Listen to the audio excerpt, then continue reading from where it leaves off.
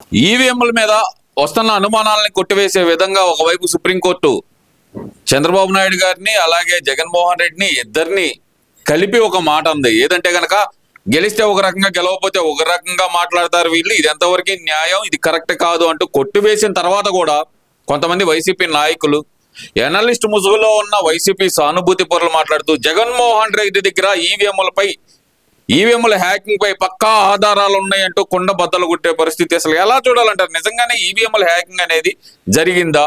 జరిగితే ఆ ఉన్న ఆధారాలు ఏంటి? ఉంటే జగన్మోహన్ రెడ్డి ఎందుకు బయట పెట్టడం లేదు? ఇవాళ ముఖ్యంగా ఏదైతే 2024 రిజల్ట్ తర్వాత వచ్చినటువంటి ఫలితాలపై ఒక్కొక్కళ్ళకి మైండ్ బ్లాక్ అయి దిమ్మ తిరిగి ఏమి మాట్లాడాలో ఏం మాట్లాడకూడదో తెలియనటువంటి పరిస్థితిలో ఉన్నటువంటి జగన్ బ్యాచ్ ఇవాళ ఇలాంటి మాటలు చెప్తా ఉండడం చూస్తే చాలా హాస్యాస్పదంగా ఉంది.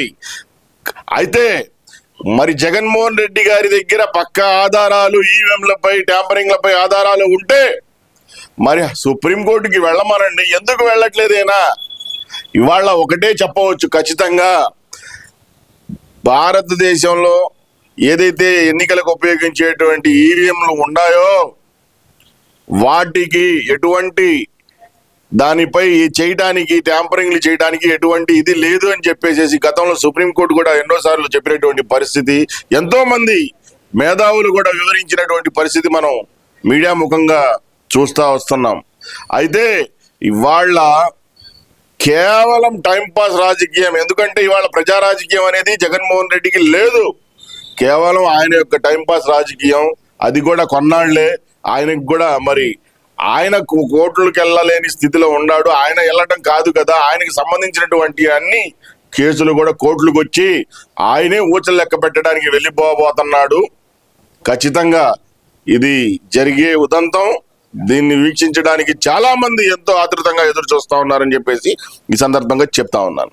సంక్షేమం అంటే గుర్తొచ్చేది జగన్మోహన్ రెడ్డి ప్రభుత్వం మాత్రమే, మిగతా ప్రభుత్వాలు ఈ సంక్షేమం అమలు చేయలేదంటూ జగన్మోహన్ రెడ్డి చేసిన వ్యాఖ్యలు వాస్తవమే అనుకోవచ్చు అంటారా?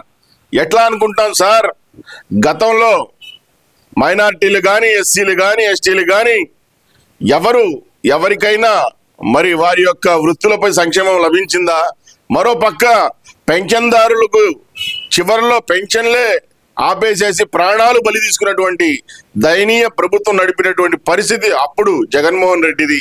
ఇవాళ మీరు చూస్తే ఇవాళ 30వ తేదీ, రేపు 1వ తేదీ ఆదివారం అనే ఒక ఉద్దేశంతో ఇవాళ కూటమి ప్రభుత్వం మరి 30వ తేదీకే పెన్షన్లను అందివ్వటం, అంటే ఒక రోజు ముందుగానే పెన్షన్లు అందివ్వటం చూస్తే మీకు అర్థమైంది సంక్షేమం అనేది ఎవరి పాలనలో, కూటమి పాలనలోనా జగన్మోహన్ రెడ్డి చీకటి పాలనలోనా అనేది స్పష్టంగా అర్థమవుతుంది. ఖచ్చితంగా ఇవాళ ఒక్కొక్కటిగా ఆయన మాట్లాడే అర్హత లేదు. ఎందుకంటే ఆయన ప్రభుత్వంలో ఉన్నప్పుడు ఏదైతే మరి నాన్న బుడ్డి అమ్మ ఒడి అని చెప్పేసి ఇచ్చినటువంటి అమ్మ ఒడి తాను అధికారంలోకి వచ్చిన తర్వాత ఎన్ని నెలలకు ఇచ్చాడో ఆయనకి గుర్తు లేదా?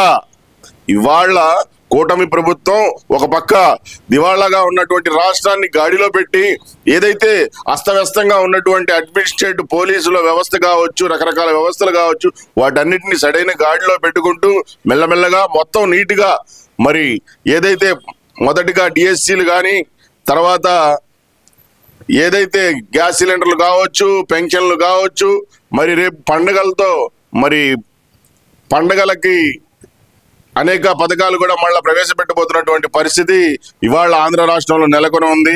ముఖ్యంగా మరి జగన్మోహన్ రెడ్డి గారి యొక్క అసమర్థతను మరి బయటికి చూపిస్తున్నారనే దురుద్దేశంతో ఇలాంటి మాటలు చెప్పుకొని టైంపాస్ చేయటమే తప్ప ఇవాళ కూటమి ప్రభుత్వంలో చాలా చక్కటి పరిపాలన కొనసాగుతూ ఉంది. ప్రజలకు సంతృప్తికర సంక్షేమం ఇప్పుడు లభిస్తా ఉందని చెప్పేసి ఆంధ్ర రాష్ట్రంలో ఏ ఒక్కరిని కదిలించినా చెప్పే మాటలు ఖచ్చితంగా, అరే గతంలో పేదవాడికి పట్టెటి అన్నం ఒక 5 రూపాయలకి ఇచ్చేటువంటి అన్నా క్యాంటీన్లను కూడా మూసేసినటువంటి దౌర్భాగ్య ప్రభుత్వం అప్పటి ముఖ్యమంత్రి జగన్మోహన్ రెడ్డి ఈరోజు సంక్షేమాల గురించి చెప్పటం ఎంతో హాస్యాస్పదంగా ఉంది. ఖచ్చితంగా ఇవాళ ప్రజలకు తెలుసు వాళ్ళకి సంక్షేమం ఏ విధంగా అందుతుందనేది. ఖచ్చితంగా కావాలంటే ప్రజల్లోకి వెళ్ళి మైకు పెట్టి అడిగి కనుక్కోవచ్చు మీడియా సోదరులు. అంతేలే కానీ ఇవాళ జగన్మోహన్ రెడ్డి యొక్క మరి మతి బ్రహ్మ పోకడ మాటలకు ఎవరు కూడా ఆయనని మరి పరిగణలోకి తీసుకోవద్దని చెప్పేసి ఈ సందర్భంగా చెప్తా ఉన్నాను.